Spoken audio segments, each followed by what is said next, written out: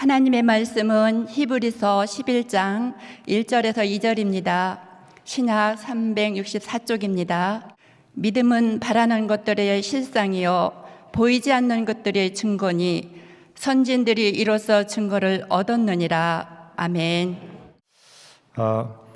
지금까지 세 번의 강의를 하게 됐습니다. 그래서 한번 보여주시면 여러분 아마 기억이 좀 나실 것 같은데요. 첫 번째가 기복주의, 현세 기복주의를 넘어서 성경적 축복관으로. 그래서 한 가지만 제가 생각할 때는 기억하시면 될 것 같아요. 뭐였을까요? 하나님이 주시는 축복, 성경적 축복과 우리가 원하는, 우리가 전통적으로 모든 사람이 원하는 그런 기복, 이게 내용이 같다고요? 다르다고요? 같아요. 왜? 하나님은 우리 아버지시기 때문에 우리가 원하고 우리가 평안한 삶을 살고 우리가 물질적으로 축복받고 필요한 것을 공급받고 건강한 삶을 살아가고 이런 모든 것들을 하나님이 원하실까요? 안 원하실까요? 원하세요.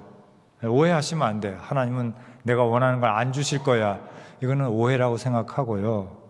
다만 뭐가 다르다고 그랬죠?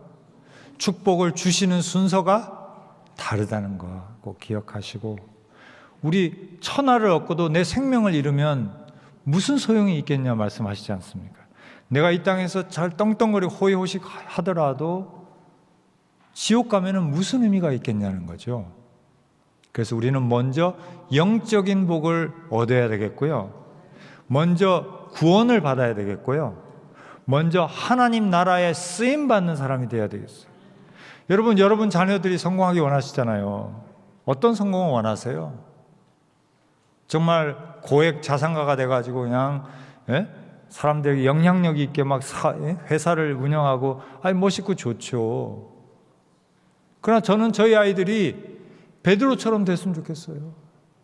비록 수산업에서는 성공하지 못했지만 하나님의 사역의 그 일을 감당하고 지금도 2000년이 지났는데 우리가 베드로를 다 알고 베드로를 존경하고 베드로가 쓴 편지를 읽으면서 눈물을 흘리면서 은혜 받고 하나님 나라가 오면 베드로 사도 하는 사람이 어디 있어요? 그래서 먼저 하나님의 나라와 의를 구하는 그 복을 구하는 것이 먼저다. 그리하면 나머지는 하나님 다 알아서 채워주신다. 할렐루야. 그게 첫 번째 얘기였던 것 같아요. 저희 집사람이 복습은 하지 말라고 했는데 제가 지금 복습을 하고 있네. 두 번째, 지난주에는 우리가 가족 중심주의를 좀 넘어서 성경적인 가족관, 성경적인 가정관 이런 거를 우리가 좀 가져야 된다.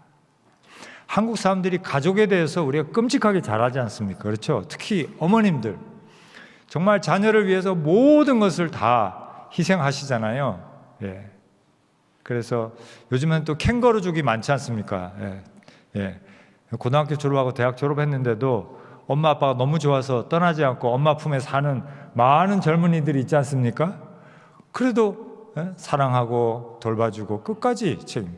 결혼하면 끝인데 그게 또 아니잖아요. 우리는 또 애프터 서비스를 또 해주잖아요. 필요한 거 다 기둥뿌리까지 뽑아서 있는 거 없는 이제 너무 잘하시는데 이제 성경에 보면은 그것만은 아니다. 뭐였죠? 뭐 여러 가지 있었는데 그 중에 하나가 뭐냐면 가정은 성삼위 하나님의 공동체를 보여주는 이 세상에 보여주는 작은 교회와 같다. 할렐루야.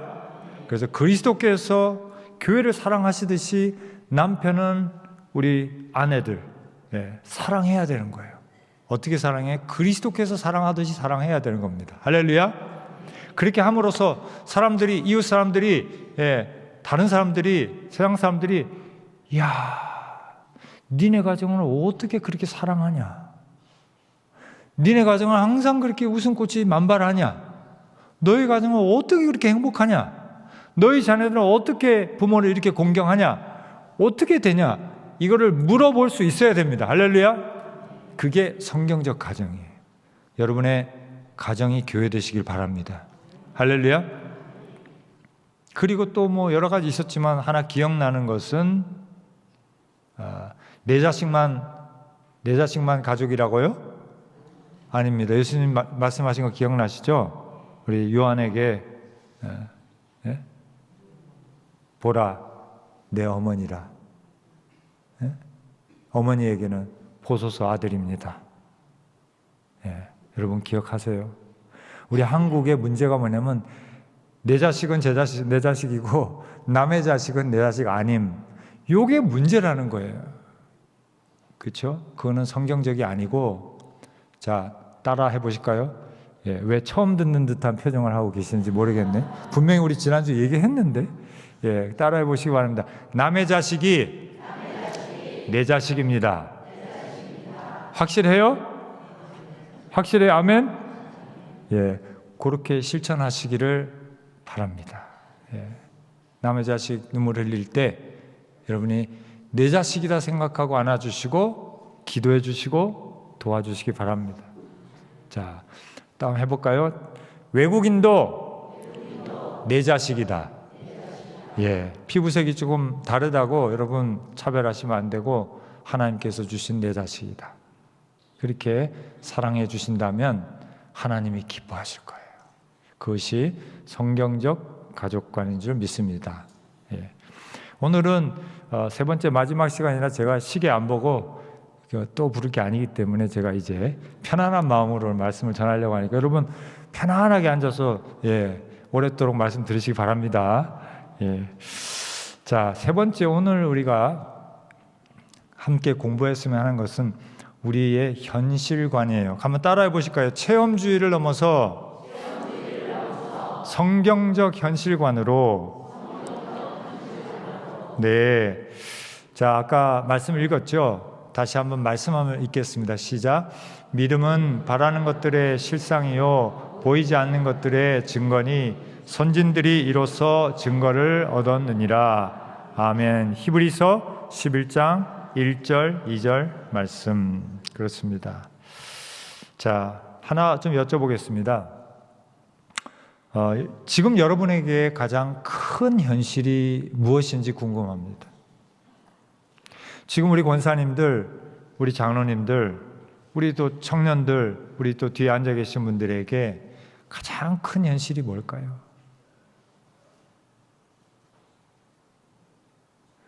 저에게 있어서는 서울신학대학교가 가장 큰 현실 중에 하나거든요. 가끔씩 그 일로 인해서 주말에도 스트레스 받을 때가 있고 어떤 때는 가끔씩은 밤에 자면서도 스트레스 받을 때가 있더라고요. 여러분 지금 여러분에게 가장 큰 현실이 무엇입니까? 한번 생각해 보시기 바라고요. 제가 다른 교회에서 또 우리 학생들에게 한번 물어봤어요. 당신에게 지금 가장 큰 현실이 뭐냐? 물어봤어요. 그랬더니 대답을 이렇게 했어요. 건강이 참 나에게 큰 현실이에요. 제일 무거운 현실이에요. 그 다음에 가족, 그 다음에 빠질 수 없는 게 경제 문제, 그 다음에 직장, 그 다음에 취업. 얼마나 큰 문제입니까 진짜. 요즘 젊은이들이 취업이 어려워가지고 우리 자녀들이 취업이 어려워가지고 얼마나 큰 문제. 결혼, 더 큰 문제죠. 정말 저도 애가 셋인데 아직 기미가 안 보여요. 빨리 치워야 되는데 기미가 잘 안 보여가지고 큰 현실이고요.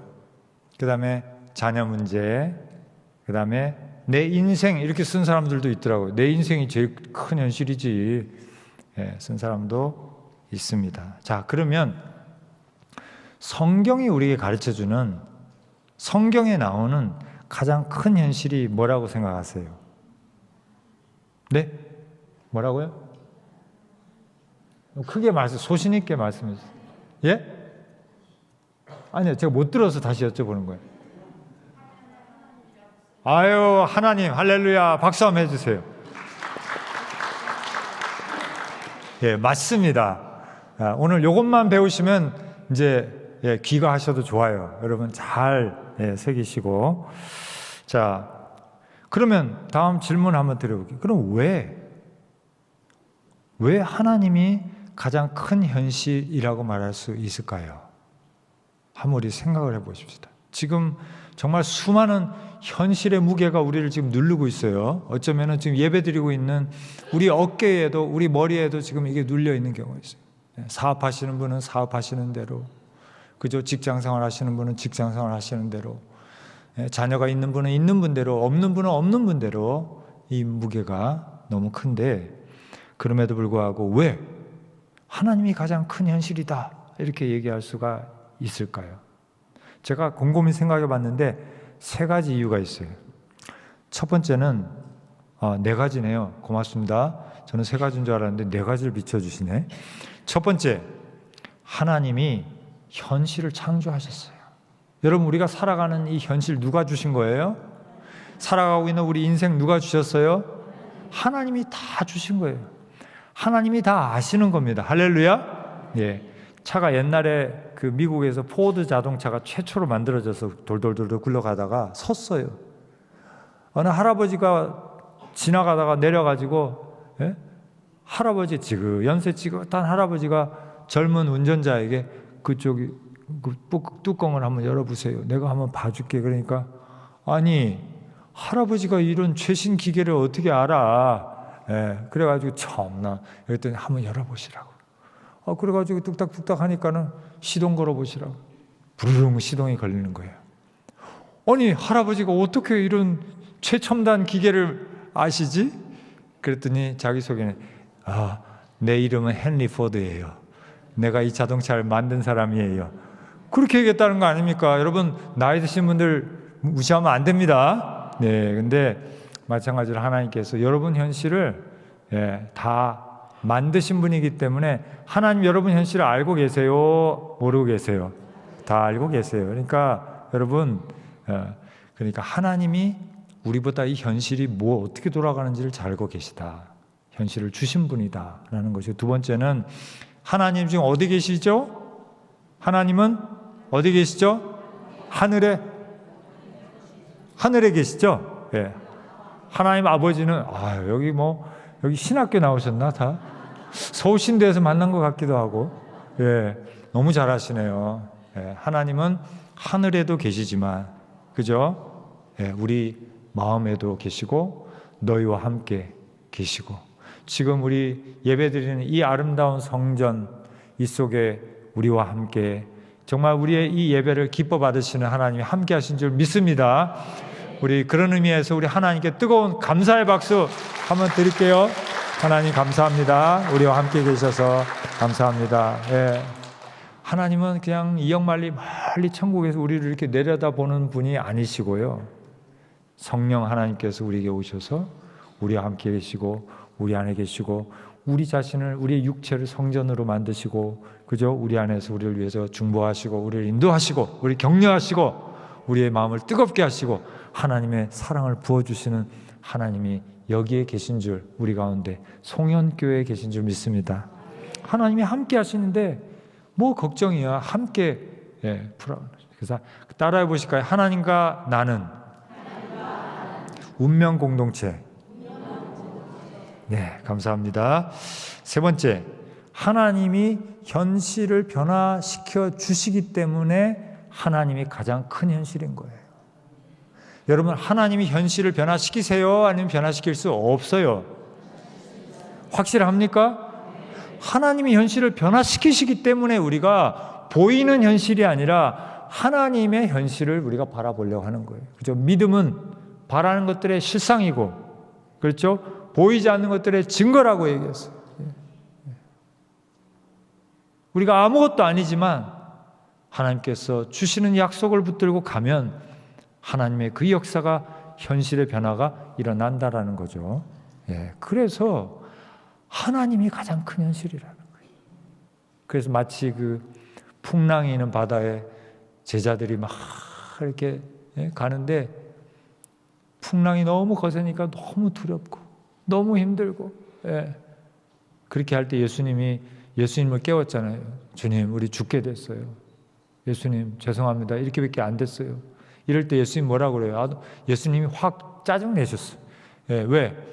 잠자는데 깨워서 짜증난 것도 있지만 그게 아니고 믿음이 없는 자들아, 내가 너와 함께 있는데 하나님이 내가 너와 함께 있는데 뭘 걱정이야? 뭐가 현실이에요? 풍랑이 현실입니까? 아니면은 우리 배에 함께 계시는 예수님이 현실입니까? 예수님이 현실인 거죠. 그러니까 예수님이 눈을 뜨시고 일어나서 바람과 바다야 잔잔해라. 뭐가 현실이에요? 예수님이 현실이에요? 풍랑이 현실이에요? 예수님이 더한 현실인 거죠. 네. 그리고 마지막으로 하나님이 우리의 현실을 심판하실 거예요. 그때가 되면 하나님께서 우리의 가정을 심판하시고 우리의 가족들을 심판하시고 우리의 성도들을 심판하시고 다 재보실 거예요. 물론 충성된 우리 송영교회 성도님들은 심판대에 서서 두려워 떨지 않겠죠. 하나님께서 주시는 상급을 받을 그 줄에 서 있겠죠. 할렐루야. 그래서 서로의 색깔을 너는 무슨 색일 것 같아? 은색? 나는 금색일 것 같은데 이래가면서 상 받는 자리에 쓰시기를 바랍니다. 이 네 가지를 생각해 보면 우리 인생의 가장 큰 현실은 뭐라고요? 하나님이에요. 그래서 제가 조그만 얘기를 했는지 안 했는지 하도 많은 저희 집안 얘기를 다 했어가지고 첫 주에 더 이상 할 얘기가 없는데 제가 신학과 학과장을 할 때가 언제였냐면 코로나 직후였어요. 직후였는데 그때 제가 신학과 학과장을 했는데 코로나 시기를 지나면서 수련회도 못하고 교회 모임도 못하고 그러니까 신학과에 지원을 안 하는 거예요. 자그마치 12명이 결혼이 생겼어요. 미달됐어요. 12명이 미달됐어요. 이것은 113년 서울신학대학교 신학과 역사에서 처음 있는 일이에요. 그때 학과장이 누구라고요? 저. 야, 진짜 하늘이 노랗더라고요. 잠이 안 오고 얼마나 불명예스러운 일이에요. 아무리 그게 코로나로 인해서 뭐 그렇다고 하더라도 책임자로서는 얼마나 진짜 그 현실의 무게가 막 느껴지는 거예요. 그때는 우리가 뭘 해야 될까요? 기도를 해야지. 잠도 못 자니까 자다가 일어나서 기도하는 거죠. 하나님, 이거 어떻게 하면 좋아요? 그런데 하나님께서 제 마음속에 내가 돌봐줄 것이다라는 확신을 마음에 주시는 거예요. 하나님이 뭔가 돌봐주시겠구나 하는 확신이 들면서 편안하게 자고 그 다음날 가서 총장님 만났는데 쭈삣쭈삣하지 않고 총장님 걱정하지 마세요. 전국교회 전화 돌려가지고 다 채우겠습니다. 그랬더니 총장님이 얘가 달라졌네. 그래서 전화해요. 총장님 오늘 4명 이제 8명 남았습니다. 그 다음날 총장님 3명 또 들어왔으니까 5명 남았습니다. 그래가지고 다 채웠을까요? 다 못 채웠을까요? 다 채웠죠. 넉넉하게 채웠어요. 예비 번호까지. 이렇게 해서 하나님이 가장 큰 현실임을 우리가 고백할 때, 믿을 때 이 모든 현실이 변화될 줄로 믿습니다. 자, 그러면 우리가 예를 한번 보죠. 하나님을 가장 큰 현실로 받아들인 사람들 한번 몇 명만 보도록 할까요? 이 할아버지는 누구실까요? 노아. 그렇죠. 믿음으로 노아는 아직 보이지 않는 일에 경과심을 받아 경외함으로 방주를 준비하여 그 집을 구원하였다. 이로 말미암아 이 세상을 정죄하고 믿음을 따르는 의의 상속자가 되었다. 여러분 이 그림 한번 보세요. 얼마나 한심한 상황이에요. 날씨는 너무나 화창하고 비는커녕 먹구름도 없는 이 하늘 밑에서 지금 몇십 년 동안 지금 배를 짓고 있는 이 모습을 꼬락서니를 한번 보십시오. 사람들이 와서 아니 할아버지 뭐 하세요? 배를 만들고 있어요. 근데 배를 왜 산 위에다 만드세요? 그렇게 됐어. 하나님이 물로 이 세상을 심판하신대. 우리가 죄를 회개 안 하면 우리 다 물에 쓸려서 죽는 거예요. 할아버지 그냥 곱게 늙으셔야 되는데 이렇게 그냥 정신이 오락가락 하시네. 이렇게 사람들이 손가락질. 여러분 이거 감당할 수 있겠어요? 아니 이게 현실이 지금 아닌데 하나님의 그 명령, 하나님께 주신 그 깨달음, 내 마음에 주신 그거 붙들고 지금 몇십 년을 이루고 있는 겁니다. 왜? 하나님의 말씀을, 하나님을 나의 현실로, 하나님의 말씀은 현실로 이루어진다는 그 믿음 하나 가지고 버티는 거죠. 할렐루야! 다음 한번 볼까요? 이 할아버지는 누구? 아브라함입니다. 같이 한번 읽어볼까요? 창세기 1장 13장 9절 시작. 내가 좌하면 나는 우하고 내가 우하면 나는 좌하리라. 이게 무슨 말입니까? 여러분 다 아시죠? 예. 조카 롯을 데리고 그죠? 자기의 살던 고향을 떠나서 아비 친척집을 떠나서 갈 바를 알지 못하고 길을 떠난 사람이 아브라함이었잖아요. 왜? 자기의 그 편안한 고향 그것을 버리고 하나님을 따라서 정처 없이 떠난, 왜? 하나님을 자신의 현실로 받아들였기 때문에. 도착해서 자리를 잡은 것이 바로 소알 땅 근처에, 소돔과 고모라 땅 근처에 아주 비옥한 땅이 있는 그곳에 일단 정착을 했는데요. 문제는 양들이 자꾸 늘어나니까 이 풀을 먹이기가 어려워진 거예요. 아브라함의 양들도 많고 하나님 축복하셔가지고 롯의 조카 롯의 양들도 많고, 그러니까 양떼들을 놓고 물 먹이고 뭐 풀 먹이고 이것 때문에 맨날 싸우는 거예요. 그래서 아이고 함께 있기 어려워서 이제 떨어져 살기로 했는데, 아브라함이 뭐라고 그럽니까? 먼저 선택권을 조카에게 줬어요. 내가 볼 때는 예의상 그렇게 어른이니까 그래 네가 먼저 해라. 근데 철없는 롯은 그게 진짜인 줄 알고 양보하는 줄 알고, 그래서 이 말씀을 한 거예요. 네가 선택해. 여러분 이거 땅을 양보한다는 거 쉬워요? 쉬우실 것 같으세요? 그랬더니 그 비옥한 땅, 그 눈앞에 있는 그 땅은 전부 다 롯이 가져가고, 척박한 땅, 삼촌인데 하나님은 아브라함을 축복하신 것인데 아브라함이 아무 소리 없이 그것을 받았어요. 왜? 땅보다는 하나님의 말씀, 하나님을 현실로 받아들였기 때문에. 여러분 정말 어려운 일이잖아요. 그렇지 않나요?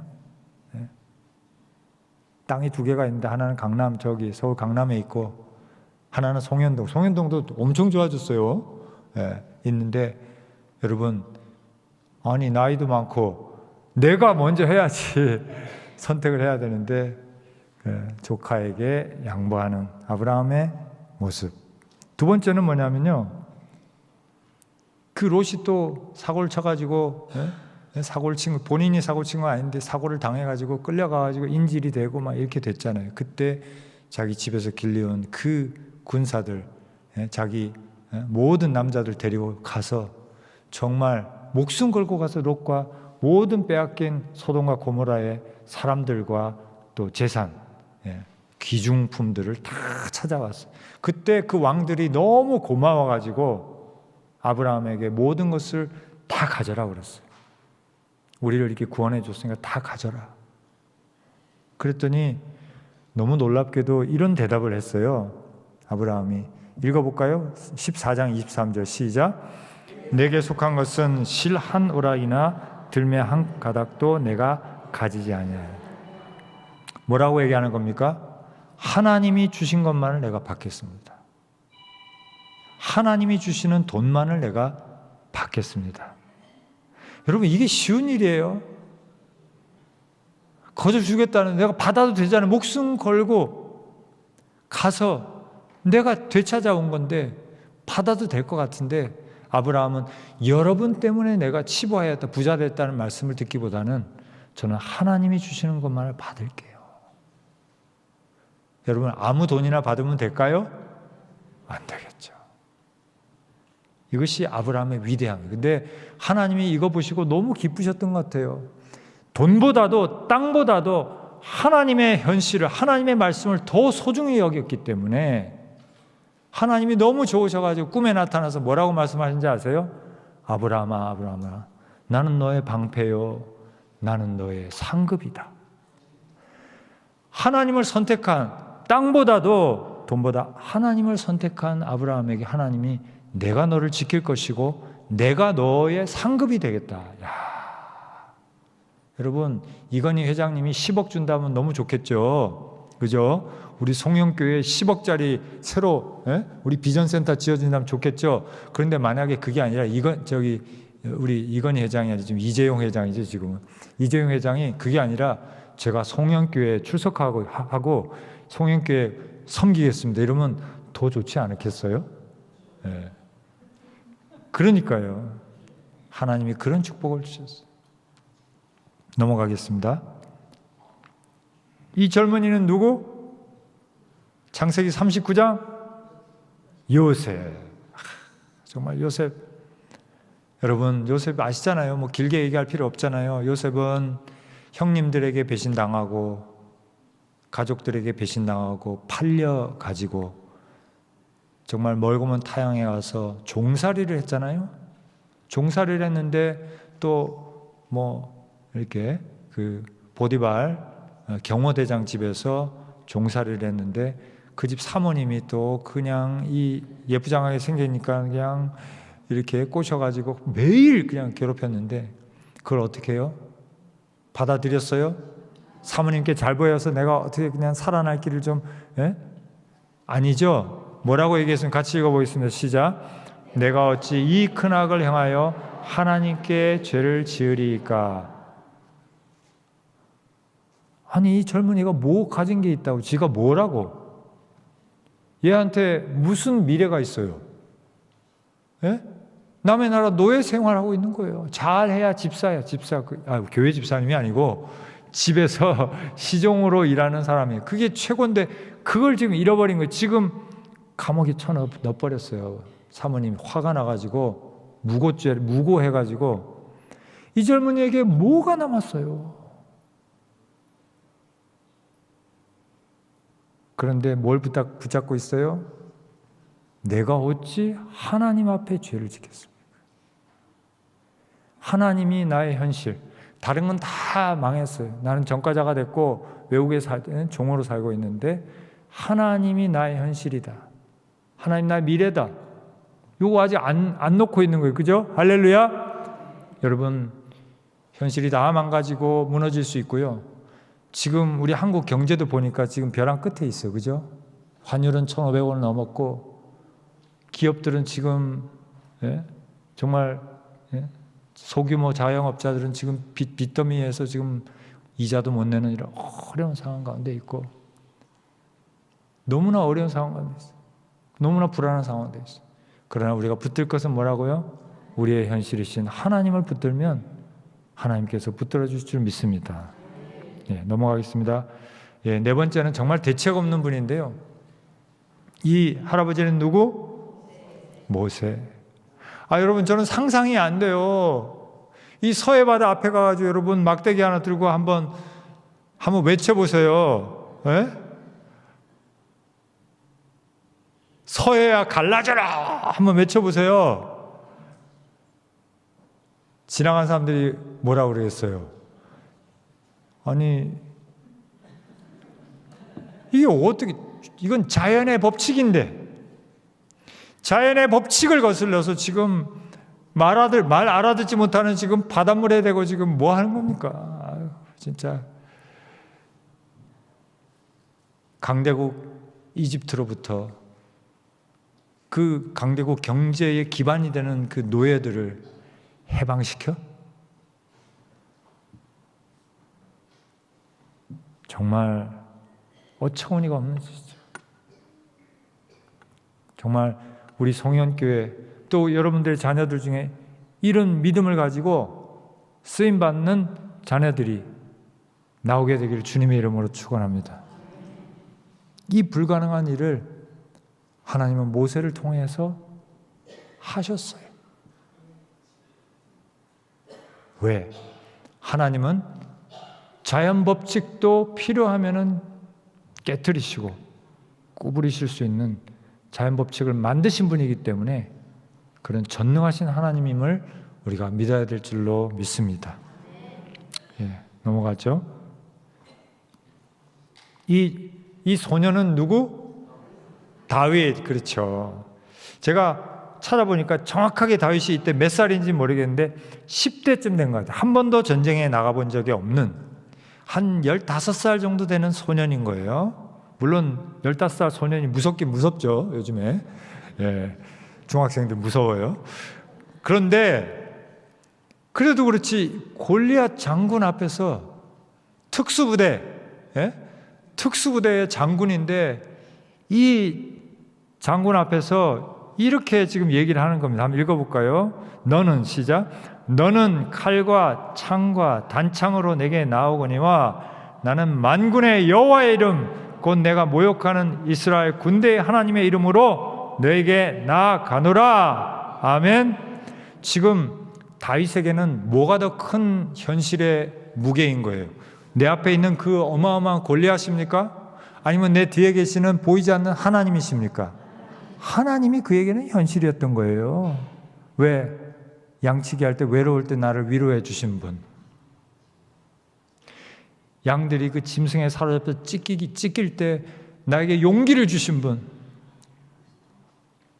내가 늑대들과 싸우고 그 양들을 지키기 위해서 막대기를 휘두르고 돌을 던지고자 할 때 나에게 용기를 주시고 싸워 이기게 하신 분, 만군의 여호와를 배웠기 때문에, 삶을 통해서 배웠기 때문에 네가 짓게 하나님을 욕해? 이렇게 골리앗보다 크신 하나님을 알고 있었던 것이. 할렐루야. 이런 담대함이 우리 건너편에 있는 우리 비전센터 우리 송영교회 2세들 3세들 자자손손 우리 송영교회 가족들에게 이런 믿음 있게 되기를 축원합니다. 예, 한 사람만 더 얘기할까요? 이 할머니는, 이 권사님 누굴까요? 어거스틴의 어머니 모니카. 어거스틴이 이렇게 고백합니다. 나의 어머니의 눈물이 땅을 적셨습니다. 어머니가 기도했던 자리마다 흘러내린 눈물로 가득 차 있었습니다. 어거스틴은 많이 망가졌어요. 그렇죠? 유학을 보냈는데 어디로 유학을 보냈죠? 트리에스테인가요? 대도시로 유학을 보내서 공부시키려고 그랬더니 방탕해가지고 맨날 이렇게 나쁜 짓 하다가 10대에 사생아를 낳았어요. 아빠가 됐어요. 이게 참 어떻게 하면 좋습니까? 그리고 정신적으로도 황폐해져가지고 만이교 이런 이단에 빠져가지고 막 이단에 그냥 또 올인해가지고 막 정말 구제할 수 없는 이런 상황이 된 거예요. 엄마 말 듣겠습니까? 지가 혼자 똑똑해가지고. 근데 그 현실을 어머니는 그대로 받아들이지 않았습니다.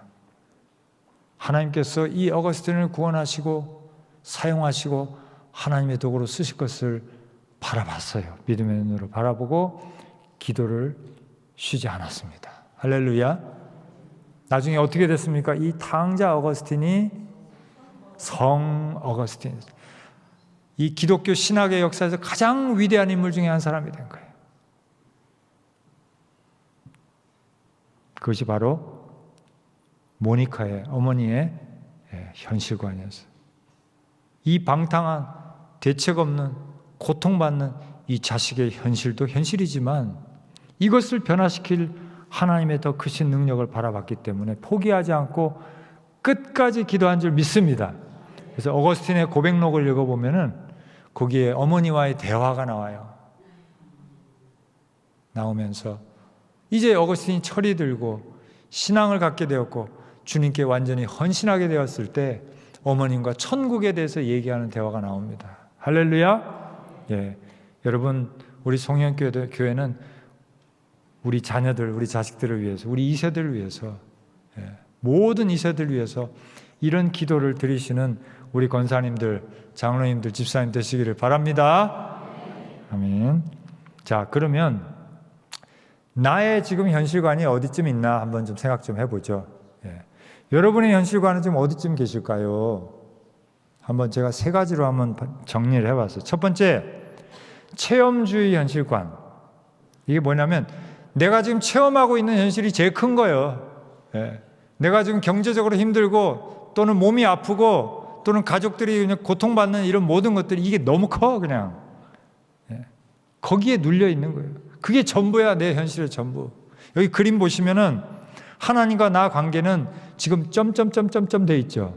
하나님을 믿기는 믿어. 주일마다 교회는 오는데 하나님을 바라보기에는 너무 이 문제들이 크기 때문에 내가 거기에 잡혀 있는 거를 지금 알 수가 있어요.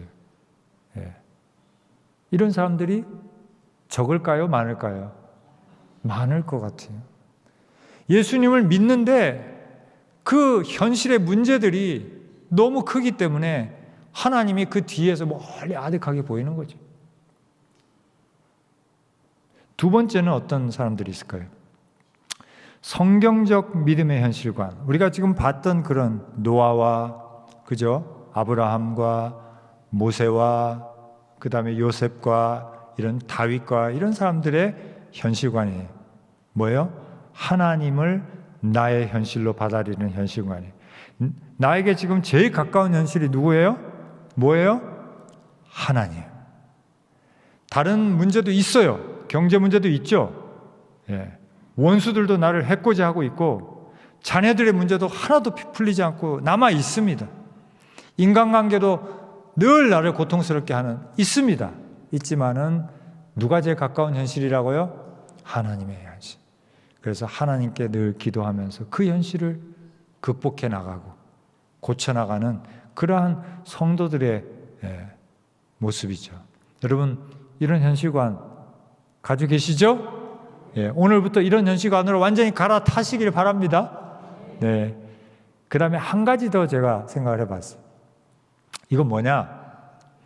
하나님 중심의 성경적 믿음의 현실관이 말이 좀 긴데요. 하나님을 나의 가까운 현실로 놓는 게 아니라 하나님이 그냥 내 현실이야. 하나님이 그냥 내 중심이고 내 현실의 가운데 계신 거예요. 우리는 하나님만 바라보고 가는 거지. 요런 아주 그냥 골수 하나님만을 바라보는 현실관도 있어요. 이게 성경이 우리에게 가르쳐주는 중요한 현실관이에요. 그 전의 현실관도 소중하죠. 문제가 생길 때마다 하나님 새벽에 나와서 기도하고 주일 나와서 기도하고 얼마나 좋아요. 하나님 도와주시죠. 그러나 그런 차원이 아니라 하나님이 내 현실이요. 하나님이 생각하시는 게 내 생각이요. 하나님을 완전히 따라가고 하나님께 몰입된 사람들이 있어요. 그 사람들에겐 돈도 문제가 안 되고요. 인간관계도 문제가 안 되고요. 다른 문제가 아무 현실의 문제가 아니야. 왜? 하나님이 말씀하는 그게 현실이니까 다른 거 생각 안 해. 그런 분들도 있더라. 그럼 어떤 분들이 그런 사람들이냐 한번 볼까요? 예, 여기 지금 조그마한 강가에 개울가에 서서 지금 소리 지르는 분은 누구? 세례 요한. 네, 약간 그림이 잘못됐다고 그죠? 약대 옷인데 너무 패션이 멋있네요. 그냥 이게 털옷을 입어야 되는데 그림이 조금 그렇네요.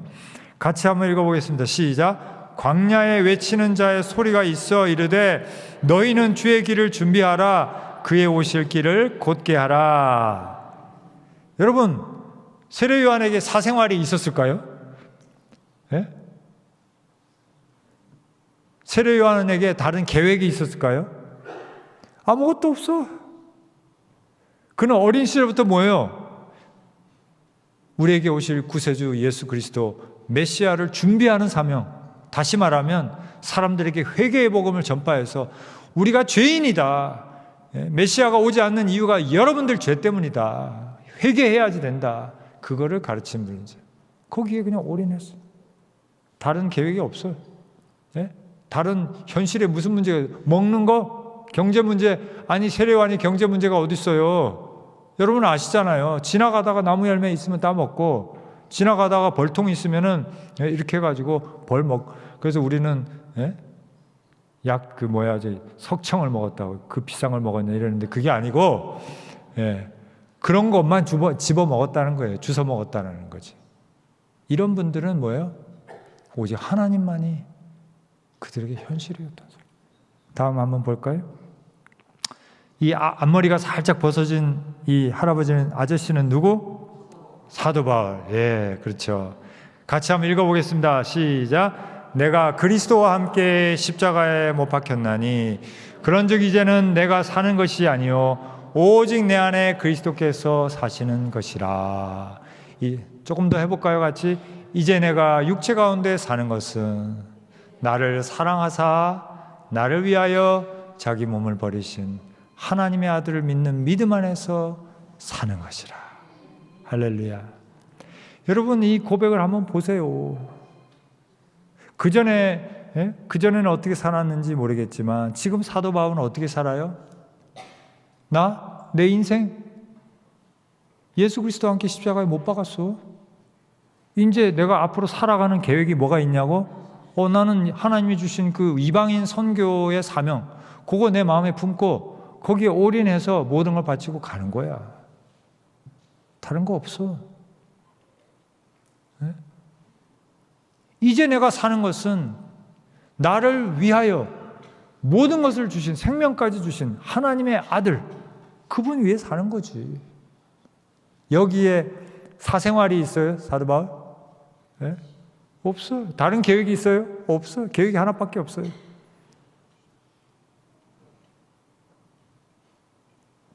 하나 더 볼까요? 감히 제가 입에 올리기도 죄송하지만 인간으로서 모범을 보여주신 바로 우리 누구요? 예수님. 예수님의 삶이라는 것은 정말 우리가 공생애라고 그러잖아요. 공생애. 이게 뭔 말이에요?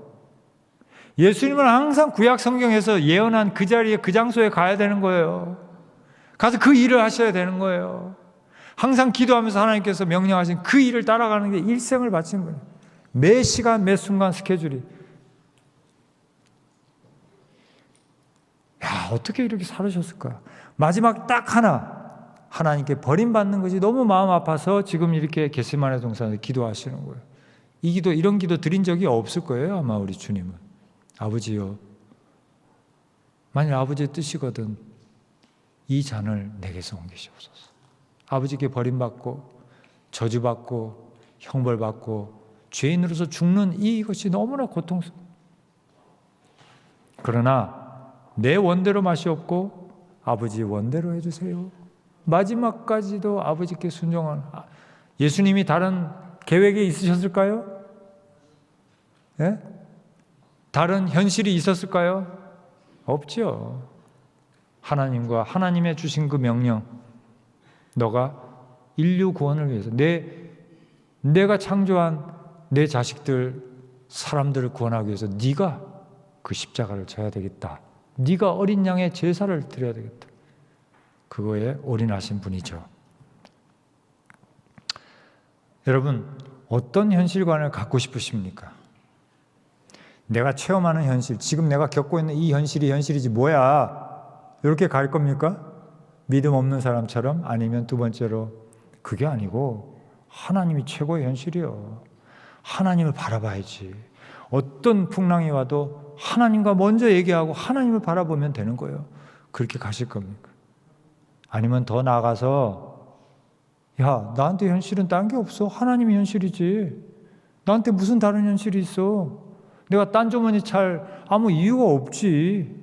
나를 사랑하사 나를 위해 모든 걸 주신 하나님께, 주님께 나도 드리는 거지.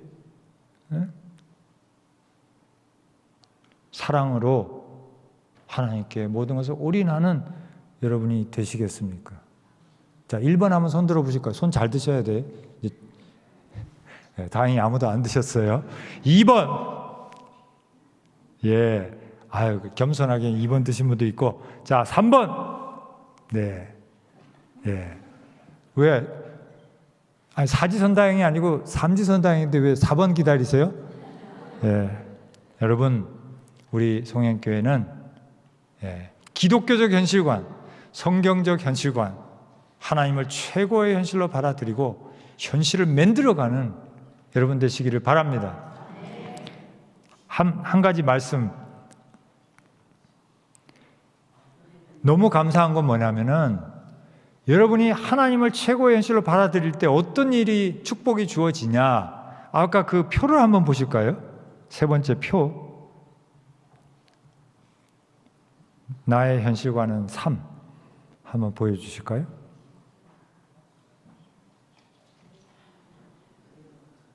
예, 방송실? 네, 그게 세 번째 거. 네, 여기 표를 한번 보시면 이 모든 경제 문제, 원수들의 문제, 인간관계, 자녀 문제가 누구한테 지금 이게 맞닿아 있어요? 네, 나한테 와 있어요? 하나님한테 와 있어요? 놀랍게도요, 하나님을 내 현실의 중심에 딱 모시니까 무슨 일이 일어나느냐? 하나님께서 이것들을 착착착착 다 해결해버려. 여러분한테까지 오지를 않는다, 그 말이에요. 이게 지금 그 말씀인데, 다시 아까 그 말씀으로 넘어갈게요. 같이 한번 읽겠습니다. 요한복음 15장 7절 시작. 너희가 내 안에 거하고 내 말이 너희 안에 거하면 무엇이든지 원하는 대로 구하라. 그리하면 이루리라. 아멘. 이게 하나님을 현실로 받아들인 사람에게 주시는 자유함이고 축복이에요. 하나님을 현실로 받아들이면 경제 문제 있어 없어요? 없어져 버려. 왜? 말씀했잖아요. 예? 너희가 내 안에 거하고 내 말이 너희 안에 거하면 뭐든지 원해. 송현교회가 하나님 안에 있으면, 하나님을 현실로 받아들이면, 그죠? 우리가 선교 사역을 위해서 이거 해야 됩니다. 그러면 뭐예요? 하나님께 기도합시다. 그러면 하나님이 주시는 거예요. 왜? 아버지의 뜻이 내 뜻이 되어 있으니까. 이 관계, 쉽게 말하면 우리도 하나님을 믿어야 되지만 하나님이 우리 송영교회를 믿을 수 있어야 하나님께서 물부터 부어주시는 거죠. 너무 당연한 거 아닙니까? 여러분, 지난번에 얘기했잖아요. 자녀가 와서 엄마 1,000만 원만 만들어주세요. 왜? 술 먹으러 가려고요. 여러분 주시겠어요? 자식을 믿지 못하니까 믿고 싶은데 못 주는 거예요. 우리 송영교회가 하나님 안에서 꿈을 꾸는 거예요. 기도하는 겁니다. 하나님, 우리 송영교회를 위해서 뭘 하시길 원하실까요? 우리 뜻대로 하지 마시고 아버지 뜻대로 해주세요. 하나님, 우리 가문을 위해서 우리 자녀들 통해서 뭘 하길 원하실까요? 제 뜻대로 하지 말고 아버지 뜻대로 해주세요. 그렇게 기도를 하면은 하나님께서 알려주실 거고요. 거기에 필요한 거는 다 주실까요? 안 주실까요? 이게 지금 예수님의 약속이거든요. 여러분, 형통함을 선물로 주십니다. 할렐루야. 그러니까 하나님을 현실의 중심에 모시면요, 돈 걱정해요, 안 해요? 안 해. 예? 인간관계 걱정해요, 안 해요? 안 해. 뭐 걱정할 게 뭐가 있을까요? 언제 우리가 걱정이 생기냐? 풍랑이 너무 커가지고 이게 우리 회사를 집어 삼키게 돼, 우리 가정 삼키게 돼, 우리 자식 삼키게 돼. 이제 이렇게 될 때 우리가 이제 헷가닥 하는 거고요. 근데 그 와중에서 아니, 내가 주님 모시고 있는데 왜? 주님, 지금 풍랑이 왔는데 주님 어떻게 좀 이렇게 해결되는 줄 믿습니다. 네, 그래서 정말 뭐 여러분 다 아는 거죠. 여러분 긴 생애를 살아오시면서 다 간증 다 가지고 계시잖아요, 그죠? 이제 오늘 한번 정리하는 겁니다. 왜 그때 하나님이 들어주셨지? 왜 그때는 하나님 역사하셨지? 왜 지금은 안 하시지? 왜 그럴까요? 여러분의 현실관이 흔들리는 거예요, 지금. 바로 잡으시고 성경적 현실관으로 하나님을 여러분의 최고의 현실, 가장 큰 현실, 더 나아가서 나의 유일한 현실로 받아들이시면 이 모든 것이 이루어지게 될 줄로 믿습니다. 네. 그것이 믿음의 현실관인 거예요. 그런 현실관을 갖게 될 때 사람들은 여러분을 보고 비전의 사람이라고 얘기하는 거예요. 아니, 저 권사님은 왜 저런 말씀을 하셔? 지금 아무것도 없는데 왜 우리 교회가 잘 될 거라고 그렇게 얘기하시지? 예? 우리 자식이 아무것도 배운 것도 없고 그런데 어떻게 이렇게 잘 될 거라고 예언의 말씀을 하시지? 예, 비전의 사람 되는 거예요. 왜? 하나님의 계획, 하나님의 뜻을 알려주시니까, 예? 생각하게 해주시니까. 그래서 여러분, 하나님의 현실관, 아무쪼록 우리 송현교회 모든 성도님, 이 자리에 계신 모든 분들이 정말 이 하나님의 현실관 가지고 믿음의 명문 가문, 우리 인천에서 제일 가는 하나님께 쓰임받는 아니 한국 교회를 변화시키는 그런 기독교 세계관이 확실한 기독교 연시관이 확실한 우리 하나님의 교회 되실 줄 믿습니다. 우리 이 시간에 같이 한번 기도했으면 좋겠습니다.